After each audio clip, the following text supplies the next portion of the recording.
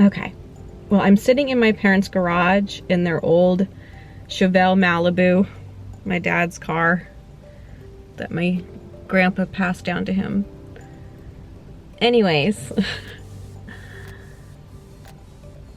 I haven't really been feeling good this week, so I didn't do a whole lot of filming, but I do think it's important that we hang out, and you know that.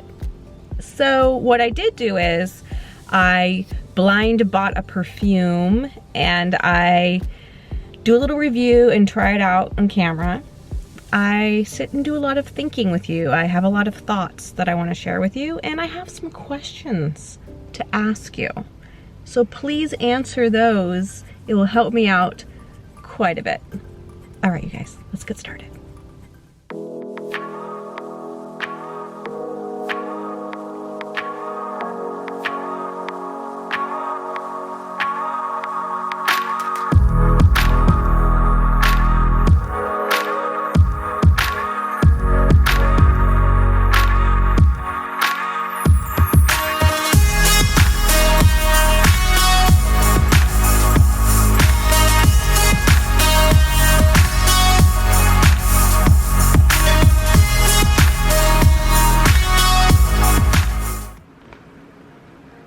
Okay, so I did something that I don't normally do. I decided to buy a perfume online that I had never smelled before. And the reason I did this, and I know this has been out for quite a while, I've been watching this YouTube channel called Two Orchids, and I'm really enjoying the vlogs that Karen does on there. And she said this was her favorite perfume, and I thought, all right, let's do it. So it just came in the mail today, and so I thought I would open it on camera and smell it for the first time with you. And I'm hoping that my hand lotion is not going to interfere with, you know, the smell of it. That's one of the things that I think about sometimes is, so, you know, maybe what you ate earlier in the day, or, you know, the hand lotion you already have on, or something like that is affecting the way you smell. So always revisit things, you know, like some days you're in a mood for one scent and you're not in the mood for it the other day, but you just loved it that day and you just weren't feeling it the next. So you never know. So here we go. You probably know Bronze Goddess, Estee Lauder. You know, I don't think I have any Estee Lauder perfume either, so this is gonna be a new one. Here we go. And I noticed that there was two different Bronze Goddesses.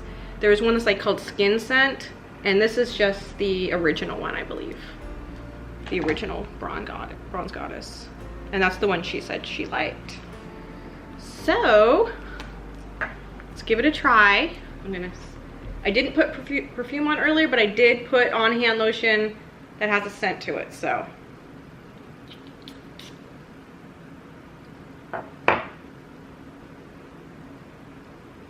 I do like it.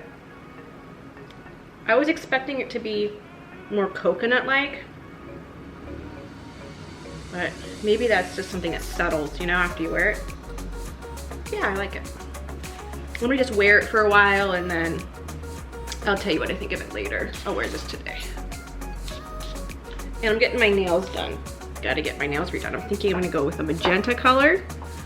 So it's another interesting time in the nail salon wearing a mask, and they only allow 3 customers in at a time, and you have to make an appointment to get in, or you can't go. All kinds of wildness in the world today.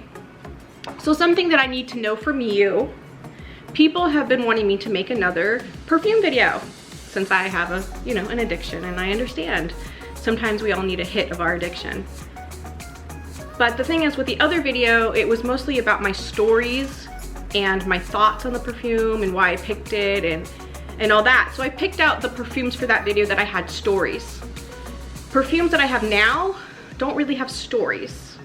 So can you tell me what it is that you like about watching perfume collection videos? Is it the description of the scent? Is it watching the person smell it? Is it just wanting to know where I would wear it or what I think of it? Is it my personal, you want to hear my personal opinion? You know, like, so what is it? And like, I guess for me, the reason why I watch them is like, I like to pretend I'm somebody else. So maybe I'm like, oh, well, I kind of feel closer to that person, I guess. So that's like my reasoning, which is kind of silly, but what can I say? I'm kind of a silly person. So if you can let me know, then I can work on another perfume video. So I'm here at the salon, and see, they require, it says face masks and stuff required. And you get your temperature. Okay. I changed to casual because I have to sit there for like an hour. Okay, see? If I put it down a little bit, then you can breathe better. So I feel like I'm suffocated. Okay. All right, let's go. So I'm back from the nail salon, and I got the magenta nails. They have kind of like a shininess to them. Anyways, I wanted to tell you about that perfume that I got. It's very rich, and it does smell like something like a classy upscale woman would wear, which is actually like not what I expected from this perfume. I expected it to be like more tropical, but it's not. It's very like rich. It has like amber, vanilla, coconut, and there's some sort of flower in it, and bergamot, and I'm really liking it. I can see how it could be someone's everyday scent. So I was having a conversation with my mom, because I'm over at their house right now, and we were talking about the virus and how people have been on lockdown, and how we both think there's a different meaning to this, like a spiritual meaning, like an awakening, like people are having to take a time out and think about how they treat people and what they're doing and what their values are. How you treat somebody is a reflection of who you are. Also, everybody lives in their own reality, and that may sound silly, but think about it like this. You know, I live alone, so I have a very different routine than somebody that has a family. I don't know, just a couple random thoughts.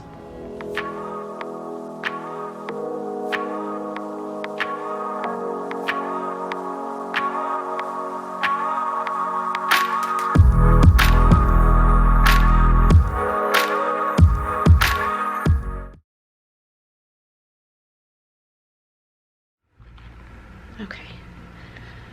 So for a while now, I have been trying to figure out the best way to explain this, because it's something that really bothers me. It's something that I disagree with, and it's something I don't understand why other people don't see value in. I'm very aware that I have a very unusual life. I have a lot of things happen to me that most people will never have in their life. And that's not entirely a bad thing. I am not proud of the things that have happened to me, although they have made me who I am, and they've made me a much more interesting person, a lot stronger of a person, and I think a much more valuable person. But for me personally, I see value in a person who has been through something challenging and unusual, and hearing how it was for them and how they got through it and how it made them who they are today. Now, I've had people in my life that I wish would have stayed. I've lost people that I really liked. And sometimes they come back around and they revisit me, I guess, a long time later. And then I'm always wondering, why did you disappear? What happened to you? Because nothing bad ever happened between us. And sometimes, oftentimes, the answer is they were afraid of something that had happened to me.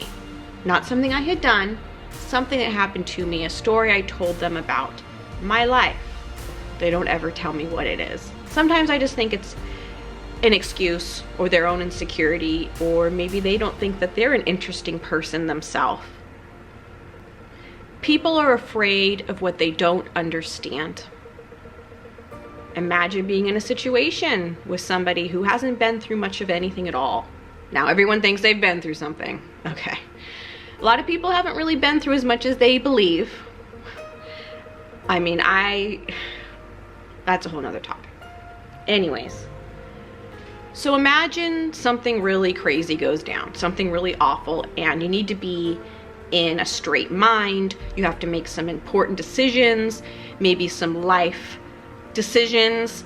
And if you're not strong, and if you're not somebody who's been through some challenging times, you're gonna freak out. You might be crying, you're gonna be all over the place, you're gonna be in the emotions of the moment. You're gonna make a bad decision then, right?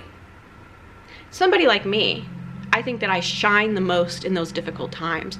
I'm able to separate my emotion in those situations to make a tough decision to the best of my knowledge with the information I have then. That's another thing we need to think about. You make the best decision in the moment with the information you have then. You can't blame yourself for not knowing what you find out later down the line because you didn't know it then. You know, it's easy to say how you would handle something if you've never been in it. You know, oh, well, you should have done that. Yeah, if I know all the things I knew now, maybe I would have done that. But I didn't know those things then. Maybe I just know a lot of really wimpy people. Maybe I'm intimidating, and me having a strong personality and me being sure of who I am and knowing exactly what I want in life and just telling you how it is with no holding back. Maybe it's a little bit of people admire it, and because it's something they can't do themselves, then it's scary. So to me, if somebody says, oh, I don't want to be with you because you've been through these things or this and that, I think that you're just a weak-minded person. And then I don't want to be with you anyways, because who wants to be with that? The point is, somebody who's been through more and is sure of who they are is going to be better in a relationship, is going to be a better friend to you, who's not going to chicken out at the last moment, is not going to ditch you in a hard time, and is going to be strong and ready to make hard decisions and be there for you and probably pull you through it. And if you get through a hard situation together, you're going to have a stronger relationship. And I don't know why my TV decided to just come on. It's my birthday. I'm excited, not my party. Okay. It's gonna be a good night. Daddy, so how do you want my hair after? All right, wild animals. Well, I'm drawn between, do I post a video if I'm not completely loving it? And I think, well, maybe if I hold on to this footage, I could make it better and post it next week with a little bit more to it. But then it's like, I know you want to hang out, so I don't know what's better. Anyways, not everything's going to be the most dazzling all the time. And not everything's really super exciting, you know what I mean? Our lives are going to get better, right? Like, we don't want to go back to the way it was because it wasn't good before. So I'm just hoping, I'm hoping that we have been on this long wait for something to be absolutely amazing. Wow. Let's hope. We'll hope together. Okay, you guys. I'll see you next time.